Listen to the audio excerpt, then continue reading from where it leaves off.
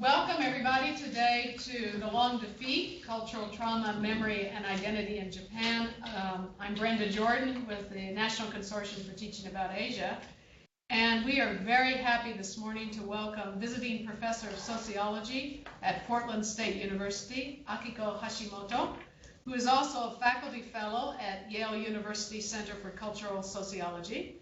And she taught at the University of Pittsburgh for 25 years, was a chair of our Japan Council, and very active with all of Japan studies at Pitt. Her area of expertise are cultural sociology, comparative and global sociology, collective memory, national identity, and popular culture. She's published 4 books. 2 of them are The Gift of Generations from 1996, which I highly recommend to teachers. And the book that we're talking about today, which is The Long Defeat from Oxford University Press, 2015, which won the North Central Sociological Association's 2016 Scholarly Achievement Award. She's also currently working on a research project on narratives of war and peace in popular culture, especially manga and children's books. So let's please welcome Professor Hashimoto to our video conference today.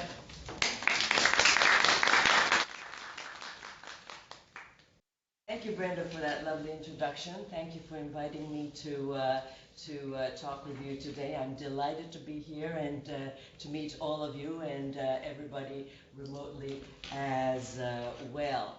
I am here to talk to you about a book that I just completed called The Long Defeat, and it's about the long shadow of Japan's war memories after defeat in World War II.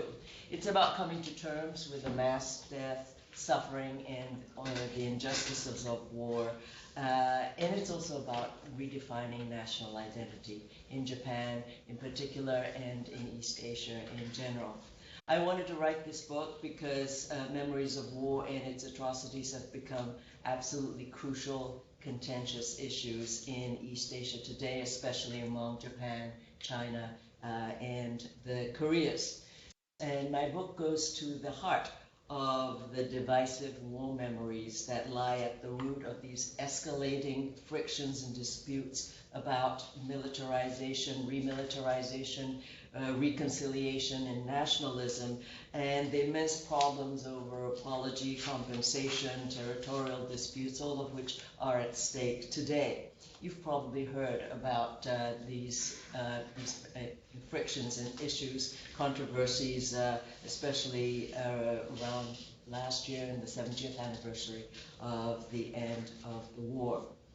And I wanted to write this book about the roots of these problems in terms of the cultural trauma that define our societies today. And in shorthand, this problem is often referred to as Japan's history problem. And that is the term that you'll see in the newspapers and such. But my book actually shows that war memories in Japan are deeply encoded in everyday culture and everyday society, and they're much more varied and diverse than the caricatured image of amnesia and forgetting the past that the Western media often depicts. And in fact, what I found is that Japan's culture of defeat is made up of diverse trauma narratives of heroes, victims, and perpetrators. And they are used, people tell and retell stories of heroes, victims, and perpetrators in different ways with different emphasis to explain the grave national failures of war and defeat. They want to use it to mourn the dead. They want to use the stories to redirect the blame, to recover from the burdens of the stigma and the humiliation and the guilt of defeat. And I think that ultimately our cultures are shaped and defined by the collective memory of our past conflicts in our societies. And these outcomes really matter in the way in which we come to think of our past legacies. And in this sense, we can say that Japan has been shaped morally and politically today by this defeat, reckoning with the past has been a long project for Japan as we look through the various cultural material that everybody is exposed to in everyday life. We'll see that a lot of this is a project of repairing the moral backbone that was broken in 1945 in Japan.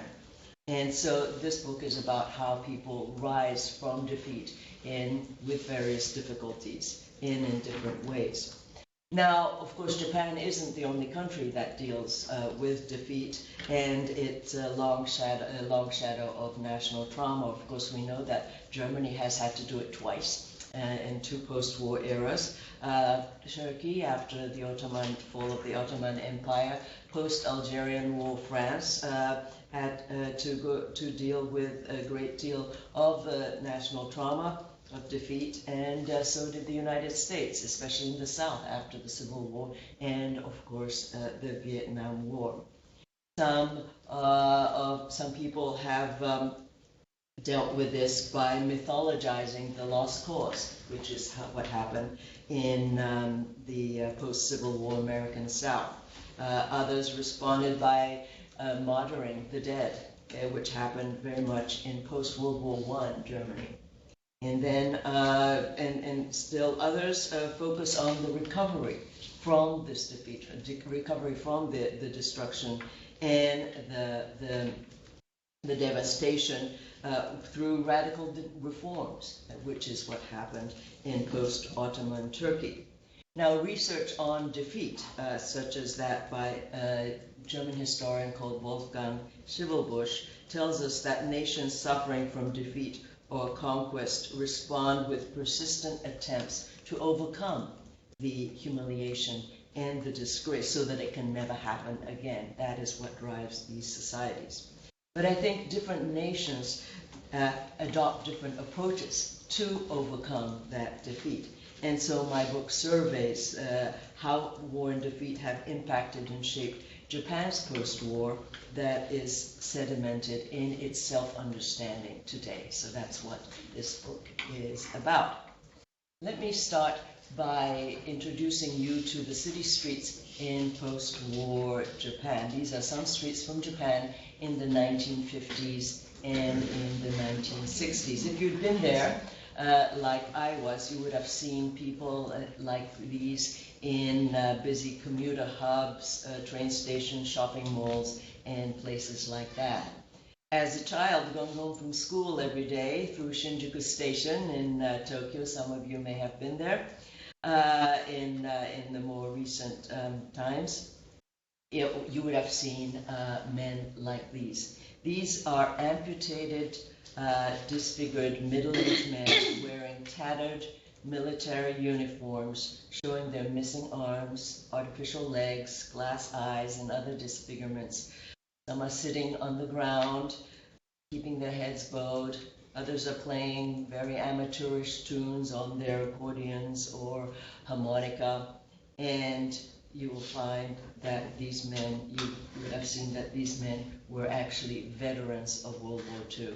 These were the remnants of these people were the remnants of the Imperial Army of Japan, and they were panhandling in the streets.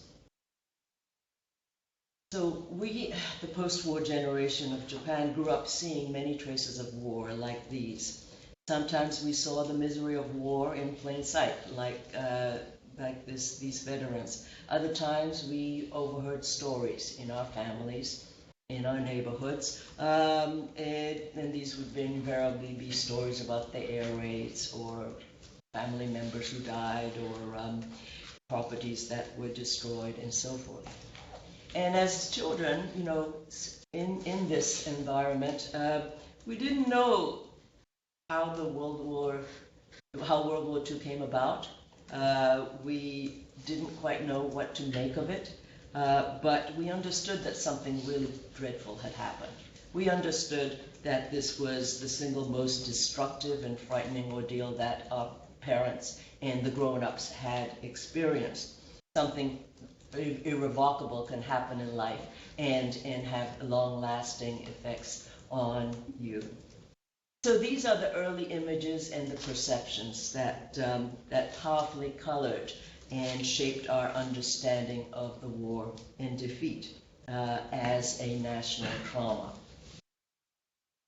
Now, Holocaust scholar Marianne Hirsch has called this type of knowledge post-memory.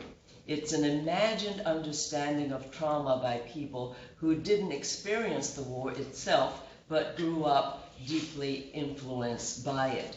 Post-memory has deep emotional content, and it's usually rooted in family experiences. It's very relevant for understanding war memory in Japan today because the narratives and discourses of war are now shaped by the post-war generation, who actually comprise 70 or 80% of the population today. So even though these memory carriers today didn't live the war, they have inherited the cultural trauma, inherited the moral frameworks of interpretation about war and peace from their parents and grandparents.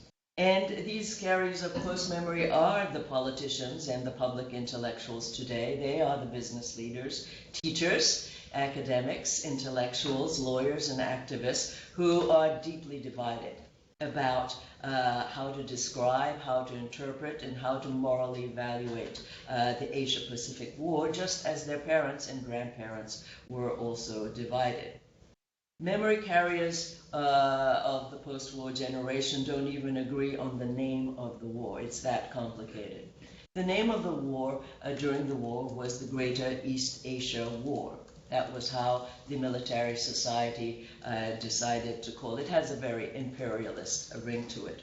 After defeat, the American occupation came to Japan and banned that name and called it the Pacific War.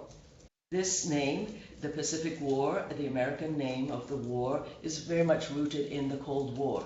It plays up the victory by the Americans on the Pacific, and it downplays the victory on the part of the Communist Soviet Union and the Communist Chinese. And so this had very much a very much a political connotation to it. Now, the Japanese progressive intellectuals who sensed this agenda opposed the naming of the Pacific War and called it the 15-year war. Now, this, of course, recognizes Japan's imperial aggression that started in China in 1931 and recognizing that as an important part of the war. Now, these two names are very much loaded with political content, so people came up with other names to sidestep that political luggage. Some call it the Asia-Pacific War, and this is how I call this war in my book. Some others call it the Showa War, referring to the reign of the emperor. And, of course, you can call it World War II as well. But all of these also have come to have its own political baggage in the meantime, and people are wary of using those names and being branded in one camp or another. So, so those people have started calling this the last World War, or that war, or even that unfortunate period of the past. So, so you can see that war is it's hard to represent that war even by name at every turn, in commemorative speeches, in museum exhibits, in history textbooks, and all forms of cultural media. For example, there are over 100 regional peace museums in Japan, and all of these address the history problem in one way or the other, but without an agreed upon name. What they can only do is to present partial stories of the cultural trauma rather than present the comprehensive story of the war. They selectively emphasize stories of perpetrators, victims, or heroes, as I will explain in my talk. And I think that many of these museums are in a kind of a stalemate about exactly how to depict the war. So I think that the common Western criticism that accuses Japan of leaving history unexamined is really pointing the finger in the wrong direction. What Japan is experiencing is not amnesia, but a multivocal struggle over the national legacy and over what it means to be the inheritors of that national legacy today.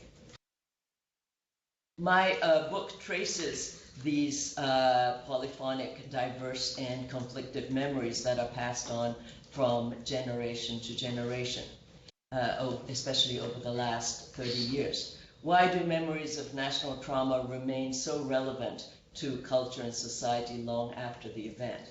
Why do memories of difficult experiences endure and even intensify despite people's impulse to avoid remembering dreadful events and to move on? And why are the memories of difficult memories so divisive? Those are the questions that I wanted to address, and so I researched the media, I researched the families, and I researched the schools.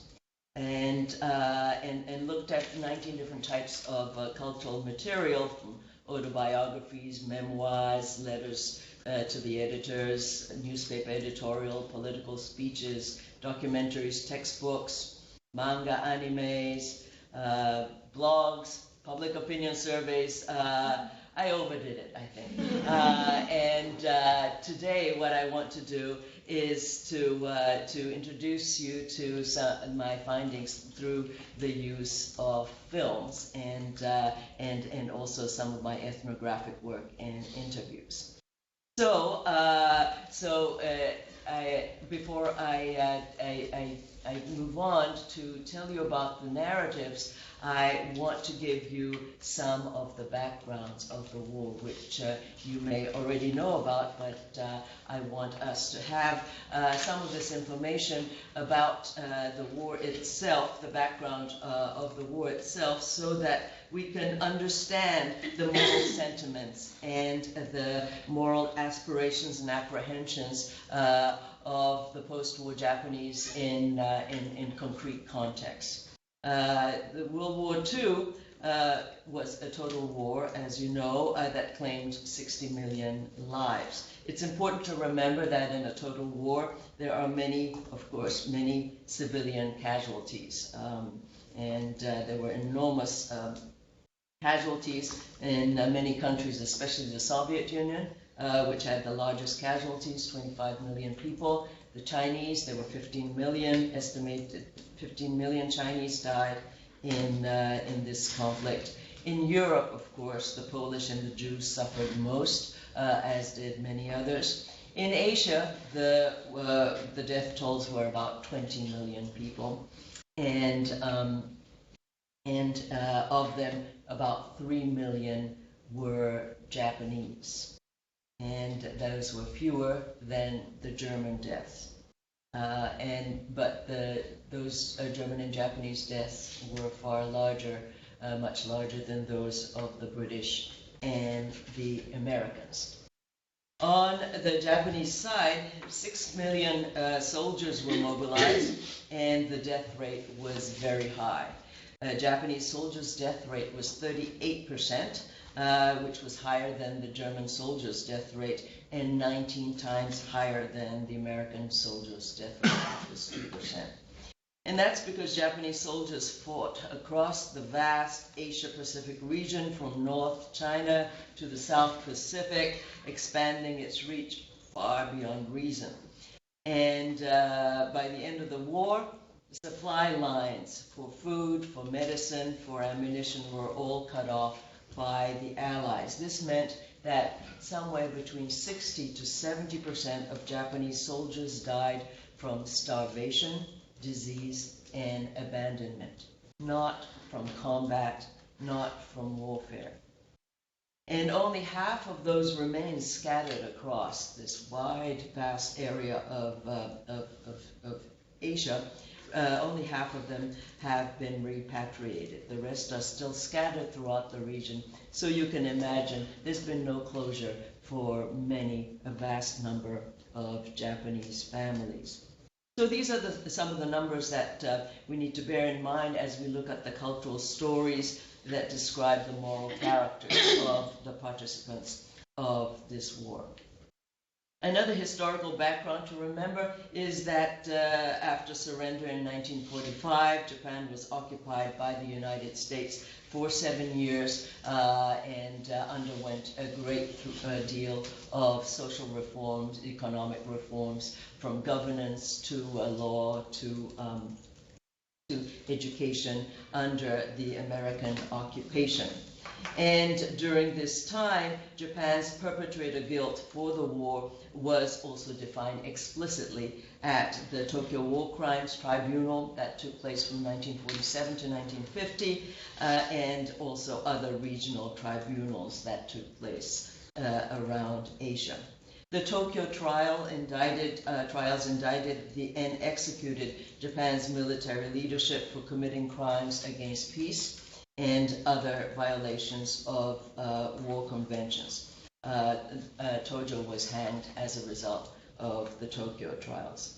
Nearly 1,000 altogether were executed through all of these trials, and they took place over the several years after the end of war.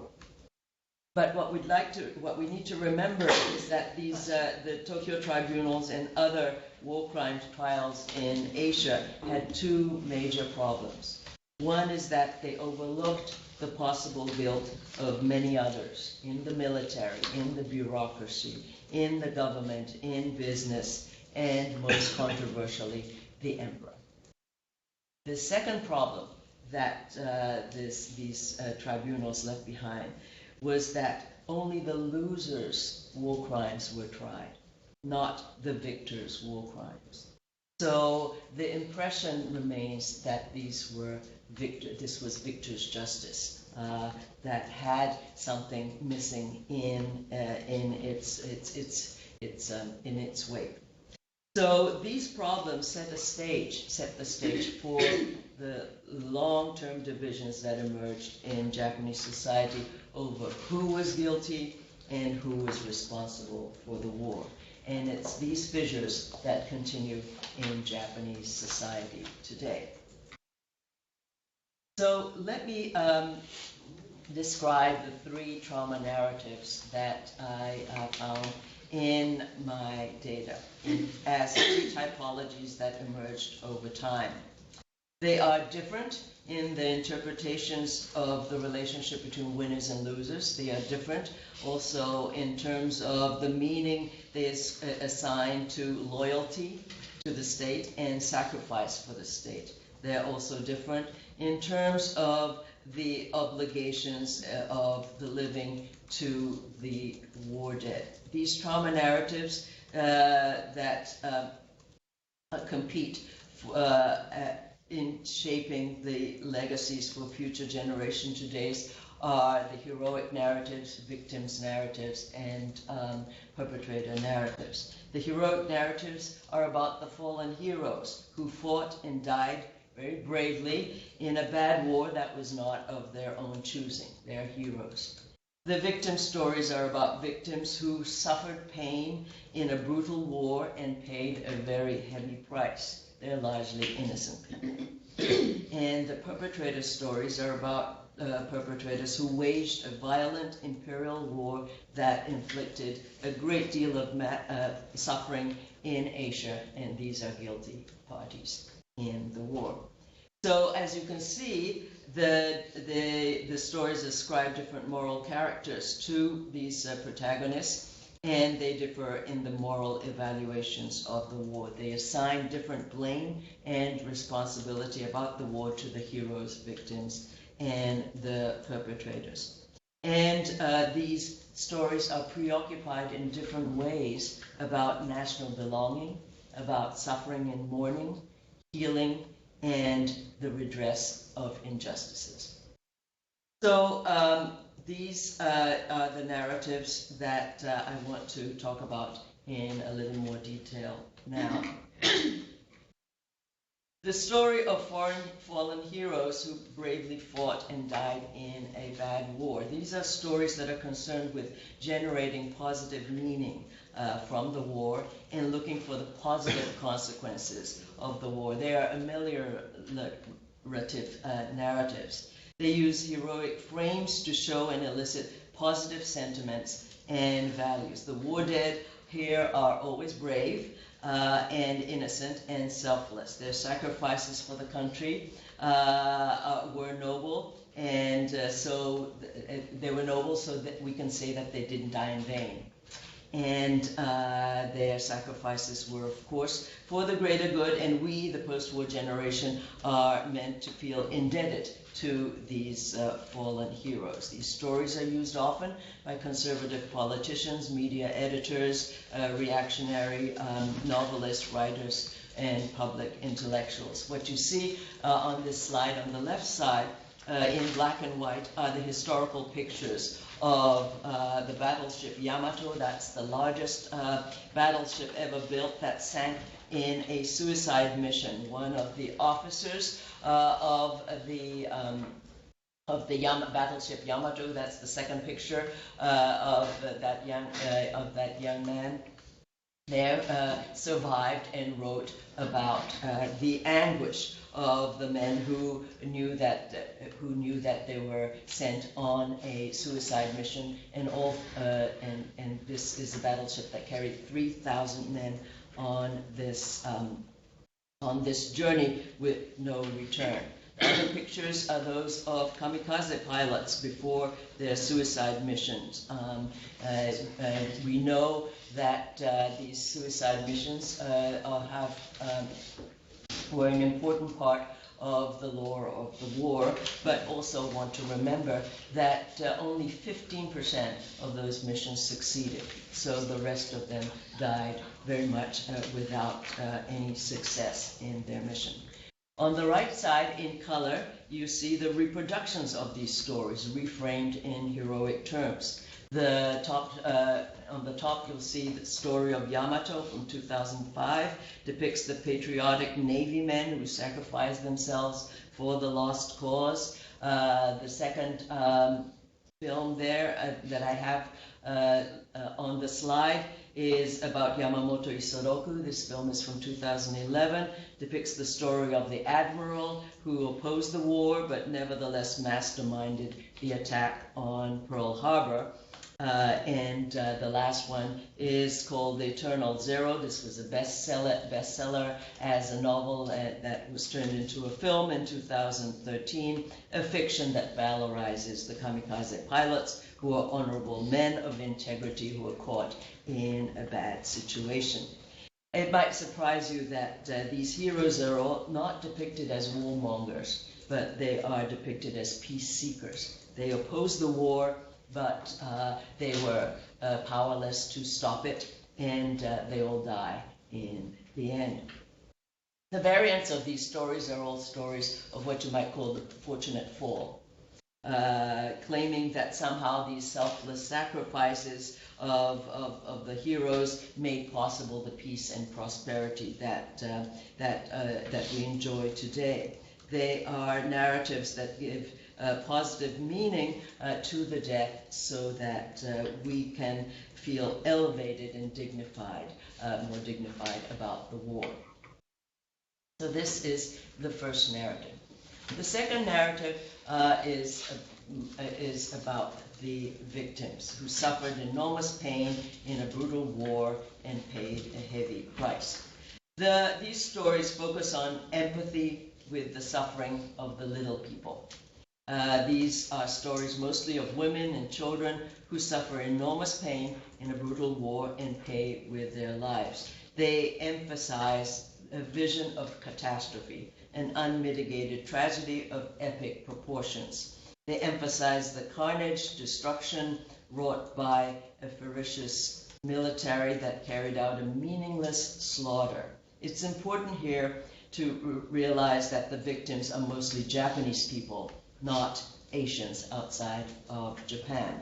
These are home front stories in Hiroshima, in Nagasaki, and hundreds of cities bombed by the American as in the air raids. These are stories of innocent civilian victims. And the evil in these stories is the war itself.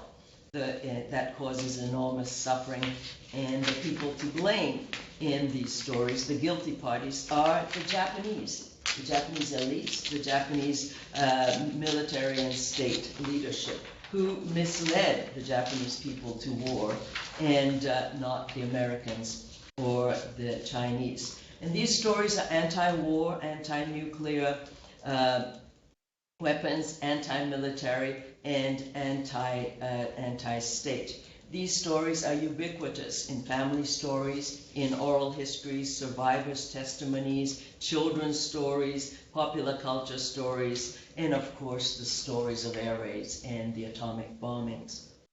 And they send the message of pacifism. This is the story, that's the morality tales that we see in this genre. They are all about peace, anti-war, but they also divert attention from the sufferings of millions of other Asians to whom Japan had inflicted so much catastrophe themselves.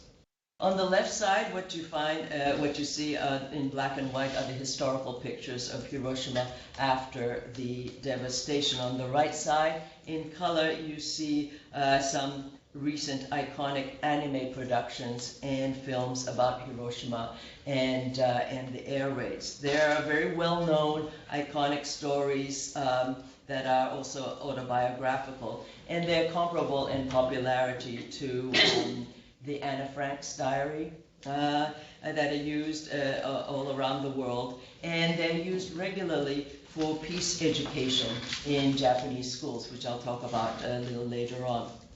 And almost all school children encounter one or more of these stories in school or at home. The one at the top is called The Grave of the Fireflies. It was made by the Studio Ghibli. As some of you may know this. This is Miyazaki Hayato's studio. The second one is Barefoot Gen. I don't know if you know this. It is in the most recent survey of Japanese youth. Barefoot Gen was the #1 ranked source of how they learned about the Hiroshima bomb in Hiroshima. So that's how influential that story is. And Black Rain, which is a well-known novel that was turned into a film about the effects of radiation after the bomb. And it's important to realize that these are biographies, largely biographies, and as such they tend to have a sense of mission. The mission is that in retelling these stories is to warn that blind obedience in going along with war, it can lead to absolutely no good. Remember the consequences. So stand up, speak up, and don't let that happen again. There are many of these stories, and I'm going to skip this one about the air raids. These are all in the book that you can read about. And take the time? Okay, all right. So I will happily talk about this. This one is about the air raids. On the left side, in black and white, you'll see pictures of the air raids in Tokyo and Yokohama. There were hundreds of air raids that killed over 500,000 people, civilians in Japan. You see, toward the end of war, Americans discovered strategic bombing targeted to large and small cities, especially railways, harbors, cities, workers' housings, and industrial district. They switched from precision bombing to fire bombings, which was far more efficient, let's put it that way, in killing a large number of people all and in a very short period of time. In the Tokyo air raid, for example, which was in March 1945, and killed about 100 to 150,000 people. There were 300 B-29s employed, and 1,600 tons of firebombs dropped in a matter of 2 hours, and which accomplished more death than the one bomb atomic blast in Hiroshima.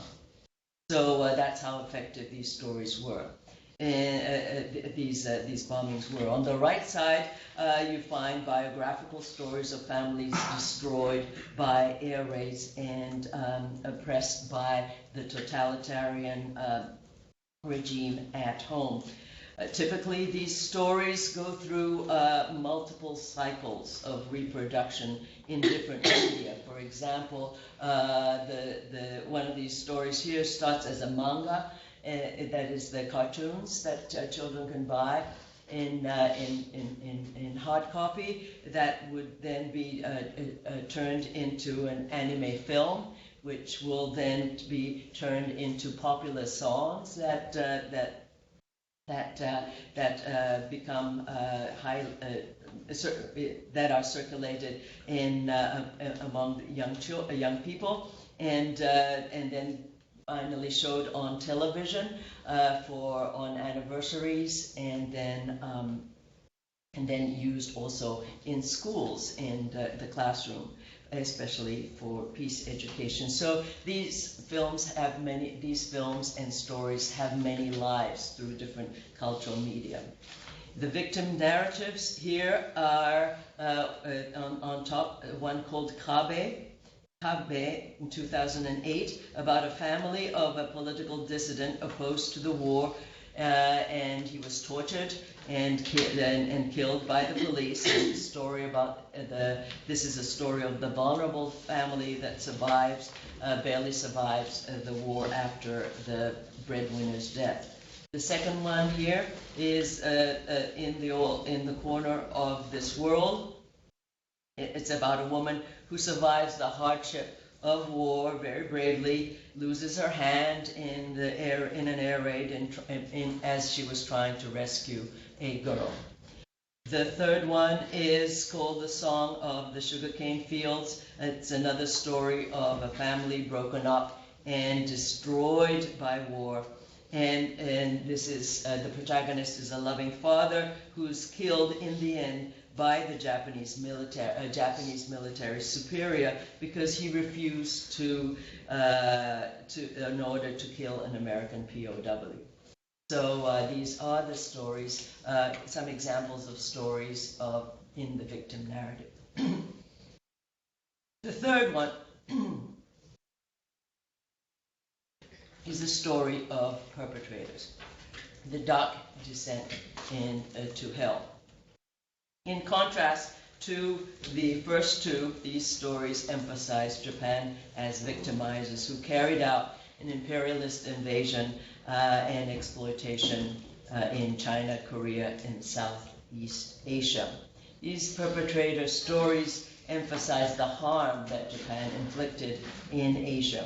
These are stories of Japan's greed, Japan's opportunism, sadism, and racism in Asia. These perpetrators in these films and other stories, the Japanese perpetrators are depicted as cruel men who are guilty of causing injury to Asians in a war of aggression, which was an illegal war, very clearly illegal. These men are depicted as unfeeling killing machines of the military state, and they're motivated by self-preservation. These are men who acted egoistically and sadistically when pushed over the edge, and they behaved dishonorably in their moment of reckoning. And these are stories that send messages of remorse, regret about Japan's dishonorable past. This is the most difficult and controversial of the three narratives, as you can imagine, and they're often found in investigative journalism, in media documentaries, academic publications, intellectual magazines, as well as some veterans' memoirs and oral histories. Civic movements and friendship organizations are often the carriers of these narratives. These are the organizations that are dedicated to reconciliation with East Asia, because a reconciliation really presupposes the perpetrator narrative. and accepting the perpetrator role is non-negotiable for reconciliation. On the left side, what you see in black and white, the historical pictures of the Tokyo trial, where 25 were prosecuted and 7 were executed. You also see a picture of a Japanese executing a Chinese POW. The next picture is the aftermath of the Nanjing massacre. The first man of the two people pasted there. The first one is Matsui Ishine. He is the commander of the Imperial Army that conquered Nanjing, who was executed for his responsibility for the Nanjing massacre. And the last person at the bottom is Ishii Shiro. He was the Surgeon General and the director of Unit 731, a biological warfare unit of the Japanese army that carried out lethal human experimentation in China. He was indemnified by the US military after the war in exchange for his data. And he was not tried as a war criminal because of this deal. And that's another story that goes beyond this narrative. On the right side, in color, we see some recent films that portray war crimes and war criminals. The first one is called The Best Wishes for Tomorrow, 2008. It is the story of a B-class war criminal executed for killing American prisoners. The second one is called Caterpillar, 2010, the story of a soldier who returned from plundering in China, who in a grotesque mutilated body. And the last one is called Fires on the Plain. It was made in 1959 as well as 2014 about desperate Japanese soldiers stranded in defeat, and they kill each other in the jungles of the Philippines for self-preservation. In these narratives, there's no question that the Japanese military and the colonial agents treated the local people brutally. These soldiers are portrayed quite different from the heroes of the naval battleships and the victims of the bombings, and they are controversial because of the implications for individual guilt, criminality, and moral and legal responsibilities. So people, historians and journalists, novelists, and intellectuals who have written these perpetrator narratives have taken a great deal of risks of defamation and libel suits than others, who are other carriers of the other narratives. So you can see that the cultural trauma narratives in Japan are diverse and actually thrive side by side. These memory narratives are a cacophony. They're far apart in moral sentiments and interests, and they account for the disarray in the representation of the meta-history in the nation. They're all subjective interpretations of a complex, multidimensional global war. And so what we need to understand in terms of Japanese war memories is the amalgamation of these conflicting, contradictory stories. As a nation, Japan remembers itself as a perpetrator nation that was also victimized by the atomic bombings, and yet also capable of fighting daring battles. As a given family may also be an amalgamation of these multiple stories. They may have been ardent supporters of the war, especially in the beginning of the war, but also victims of indiscriminate bombing, aerial bombings, and also perhaps saviors, heroic saviors of local neighbors. And as individuals, during the course of a 15-year war, a soldier may have been a perpetrator of a illicit, illegal invasion on the continent, and also a victim of military hazing and maltreatment, and at the same time perhaps stood up bravely, unwilling to kill a POW as he was ordered. So in a given family, in a given individual, we may have these stories coexist, and that's what make for the complications in storytellings of the war. So, what are the implications of these divided and divisive moral visions in Japan? You can see that after 70 years, many political problems are actually fueled and motivated by the memories of the war and conflicts over them. And in the most recent security legislation of the Abe government that has been much in the news over the last year is legislation that tries to revise the role of the Japanese military. And it has met it's been met with the pacifist protest movements, especially since last summer. And this is a struggle over the moral vision of the nation and in redefining Japanese national identity after defeat. What is to be done about this? I think Japan is struggling to choose among three approaches to move forward beyond the culture of defeat and the history problem. The three approaches in overcoming this problem are nationalism, pacifism, or reconciliationism. As you can imagine, these three correspond exactly to the three trauma narratives of defeat. They are the direct logical extensions of the heroic, victim, and perpetrator narratives.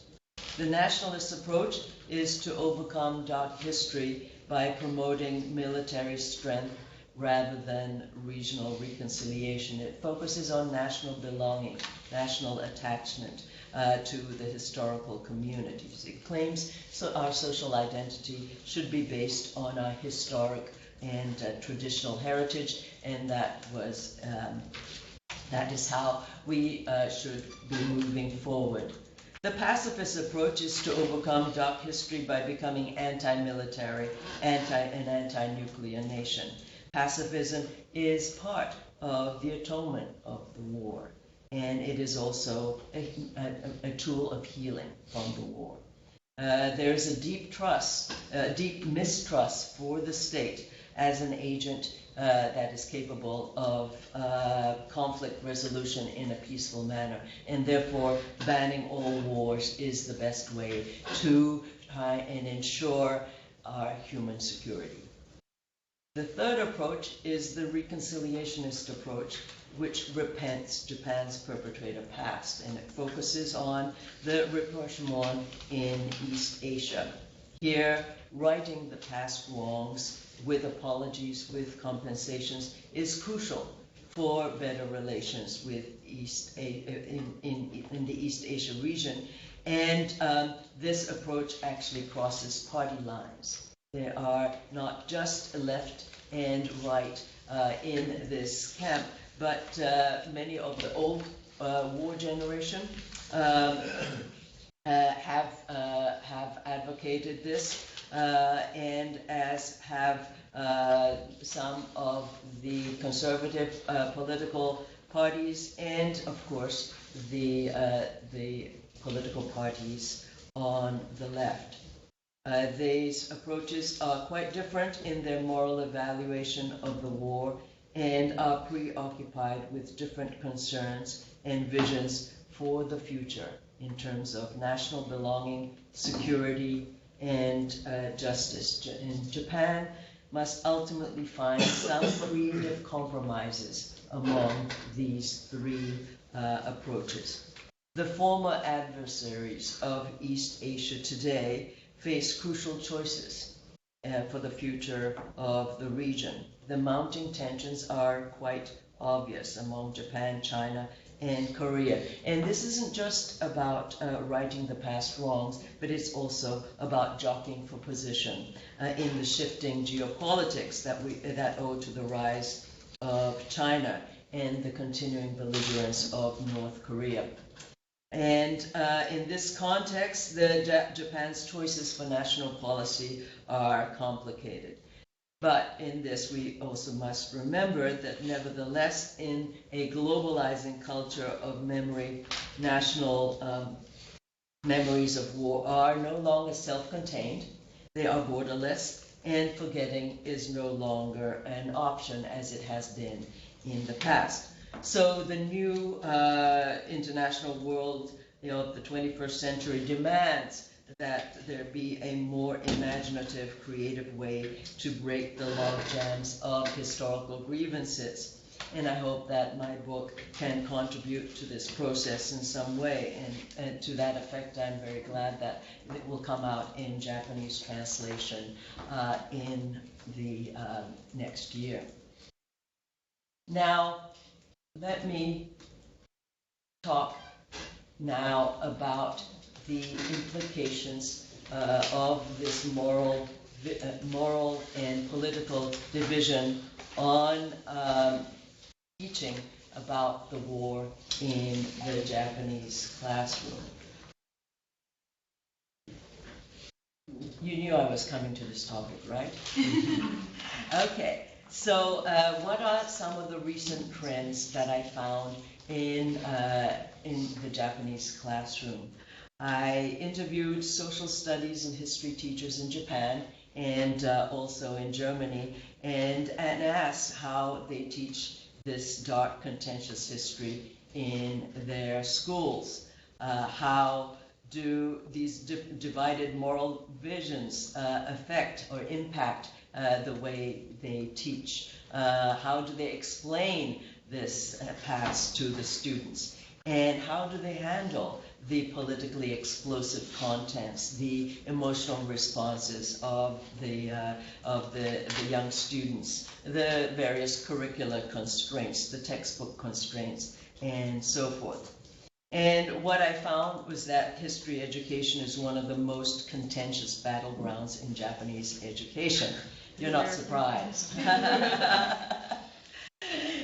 There's no question that the Japanese teachers have long struggled to navigate and reconcile the contending factions of the history problem. I think we can explain this struggle in terms of the three competing approaches to the war that I just outlined: nationalism, pacifism, and reconciliationism. Of course, Japan isn't the only country that faces these problems. I'm sure that this is familiar to you. And of course, in China, they have problems teaching the Cultural Revolution. In Russia, they have problems teaching the Stalinism. And from Turkey to France to Greece, all the scholarship tells us that the authorities would like to use their school education to cultivate national identity, and so they try to use textbooks and the curricula as vehicles for highlighting their heroic national achievements, and therefore that becomes an important constraint and an issue for the teachers to negotiate. In Japan, the added complication to this problem is that social studies education was first introduced to Japan in 1945 by the American occupation. And it was introduced to re-educate Japanese citizens in its image under its colonial conditions. So the U.S. occupation banned history, geography, and moral education from Japanese schools as they knew it up until that time because they thought those were pre-war instruments that promoted the pro-war nationalist sentiments. So out went the old ideological canon of loyalty to the state, and in came the new ideals of human rights in the democratic state, framed as the correct ideas for the new citizens of the new society. And this was a very inauspicious beginning for social studies in Japan. And after the occupation ended in 1952, social studies turned into a fierce, acrimonious political battlefield. And this battlefield probably has its equivalents in other societies as well. The one that occurred to me was that it might be similar to that between the creationists and the evolutionists in American society, and perhaps you can tell me about this, whether this analogy is appropriate. So what is the political battle here that is ubiquitous in Japanese schools? First, there are proponents of the state-centered education who believe that history education should emphasize the good national stories that highlight the achievements so that children can develop a strong sense of national belonging. For these proponents believe that it's legitimate for the state to promote positive images of history in education. Often the administrators of education like to emphasize, like to mandate the emphasis on the heroic narratives of war, and they consider this a legitimate goal in education.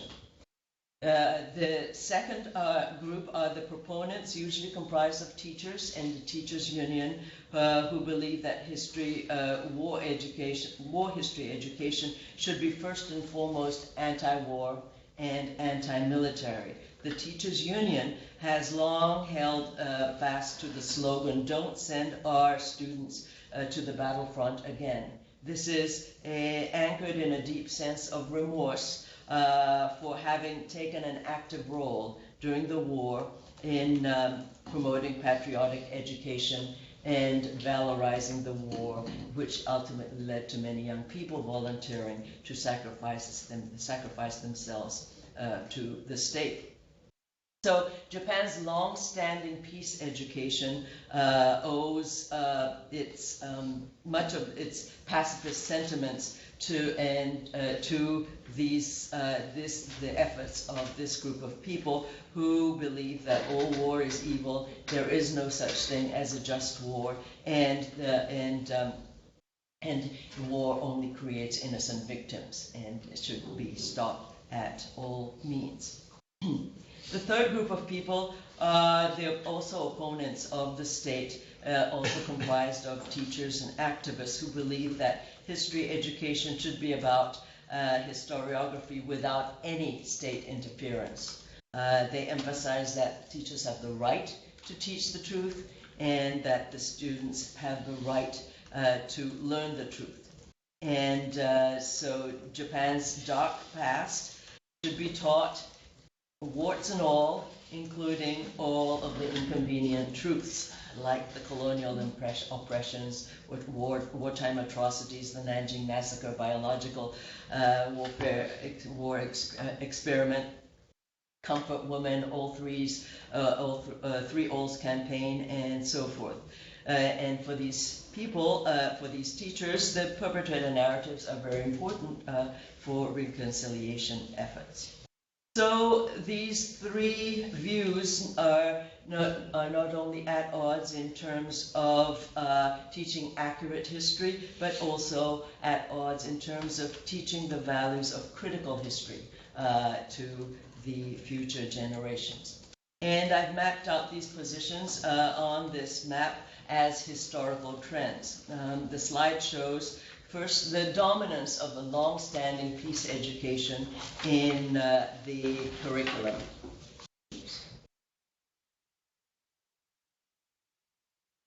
I'm not getting to it. That's odd. Oh, it's odd. Because it worked fine earlier. It did. I wonder if it's frozen. Oh, wait. There you go. Yeah, we go. Thank you. Okay. Given the limitation in the number of hours allocated weekly to history classes in high schools, there are some very special tools that the teachers have come to cherish in promoting peace education. One of them is school trips. They're usually in the late spring or early summer, and children are taken to Hiroshima and Nagasaki. More recently, after they started permitting the use of airplanes for school trips, they have been taken to Okinawa. In private schools, the affluent ones would actually take children to Korea and China, and those have been very effective in bringing the war close to home, as it were, for the young generation. They can visualize the war much better in this way, and it helps them develop an anti-war consciousness for in these school trips. But most of the sites that the children have access to close by are the sites where the Japanese were victimized, like Hiroshima and Nagasaki, and therefore they tend to promote victim consciousness perhaps more than they promote perpetrator consciousness, but they certainly do not through these strips develop a sense of heroic war, the heroic legacy of for the war. The other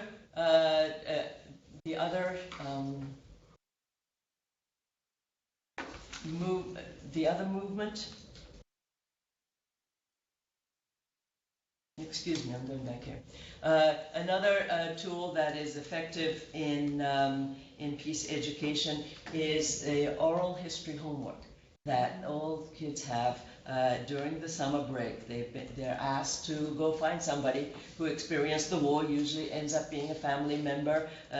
These days it's grandparents or great-grandparents or neighbors, and they are asked to write down the stories of their experience. This seems to have a very powerful effect on the children because it brings the stories also close to home. And they get the sense that, oh, if this can happen to my grandma, it could possibly happen to me. And so there is a shock effect in this type of education, and also a fear that is instilled in the children as well, I think, that this is something that could happen if things go wrong in their own environment. And so through these stories, the family members are apt to tell their victim stories more than their perpetrator stories, and this is what a lot of children take away from these stories. Oops. In the reconciliation efforts of the 1980s and 1980s and the 90s, there was a great deal of change in history textbooks because of the controversies that ensued after Japan resumed relationships with China in the 1970s and had developed closer relations with Korea around that time. There was a textbook controversy surrounding Japan's depiction of the war in Japan's textbooks. There were a lot of protests from the Chinese and the Koreans, and as a result, paradoxically, the Japanese government tried to develop some reconciliation efforts in the way in which they certified the textbooks. They actually legislated something called the Neighboring Country Clause, and this was a mandate for the school textbooks to be considerate of the feelings of the neighbors and be considerate of reconciliation in writing about the Japan's actions in the war. And so perpetrator narratives increased around this time a little bit more than in the past. There were also some lawsuits that were going on at that time, especially the Ienaga textbook textbook lawsuits that also emboldened some that emboldened textbook writers to include more perpetrator narratives. You know, the Japanese textbooks are rather thin, so when I talk about including this or that, we're talking about including a paragraph or a sidebar. But these are important because the teachers can use that to great effect once they're in the textbook in the classroom. So this is what occurred, especially in the 80s and the 90s. And as we move into the 2000s, there have also been joint textbook writing initiatives among Japan, China, and Korea, private initiatives as well as government initiatives with various degrees of success and failure. So these are the trends that we begin to see in the 80s and in the 90s. Now, this greater internationalization met with a nationalist backlash in the especially in the 2000s and the 2010s, and that it continues to our present government that tries to promote a history education that the Japanese kids can be proud of. So this is part of the movement that brought us the legislation to mandate the use of national anthem and flags in Japanese schools. This has always been controversial and opposed by the teachers' union because the anthem and the flag have strong associations with wartime Japan. It hasn't been changed greatly since the war. And the government, especially the Ministry of Education, which has oversight over textbook certification, has more recently been more stringent in trying to control what goes into the textbook. And this has waxed and waned over time.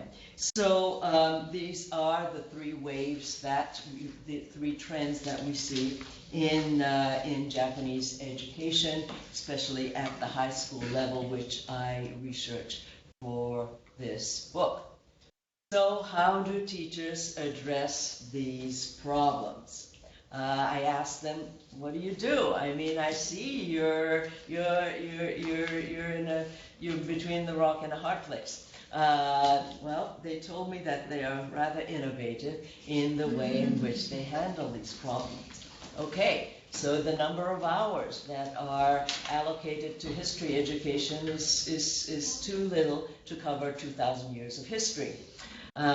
So they may not reach the modern era, as happens in many countries, and sure, it happens to you too. So they say, well, but there are other classes we can use to bring in war history. What about, sociology? What about politics? What about civics? When we teach about the introduction of the Japanese Constitution in 1947, we can talk about why that new constitution was important. What did it replace? What was it like in the past before that time? And so you can call this almost backdoor teaching of Japanese history through the back door, using other hours, other classes that are allocated in the curriculum. Other innovative techniques, shall we say, that the teachers used were in using handouts and supplementary text. The textbooks don't tell you necessarily much. They don't go into the politically controversial material. And so let's use some handouts that can be used and that can be effective in bringing home some points that they want to teach the students. And those are available in libraries of the Teachers Union or some other sources, commercial sources, and they can be used in quite effectively in the classroom. And I think that that the children are supplied with the school textbooks. They do have them. They do use those textbooks, especially for exams. But that's not all that they are exposed to. Those films that I talked about are important. In the past, children had to go to school on the 15th of August. Even though it was the summer break, and it's called the Peace Education Day, and they watch these films about Hiroshima, air raids, and so forth. So there are other means besides the hours allocated strictly in high schools that can be used to influence the children into understanding about the war as emotional memory.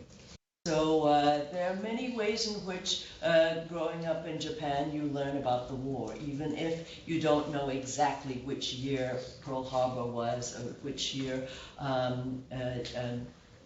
Japanese the war ended in Japan. You know, if you do surveys of that and ask, you know, who was Bismarck in Germany, children don't necessarily know this. So, you know, those are not the markers for to gauge. Those are not the ways to gauge how much our children understand the war. It is the sentiments, the moral sentiments that teachers and parents and families can have a great deal of influence in inculcating into children that seems to matter in the subjective perceptions that and subjective understandings that children develop with regard to their war and peace. Their moral understandings, I believe, are part of our responsibility because we can't teach this history without sending some moral message. That's impossible. We know that. And so being aware of what messages we're bringing to them and understanding that that's what matters in the long run, in addition, of course, to the formal instruction that will take us a long way and carry us forward hopefully in a good way for a more peaceful future. And I hope that we can all contribute to these efforts as teachers of history, as teachers of the war, and our responsibilities are great. So let's carry on with the good work. Thank you.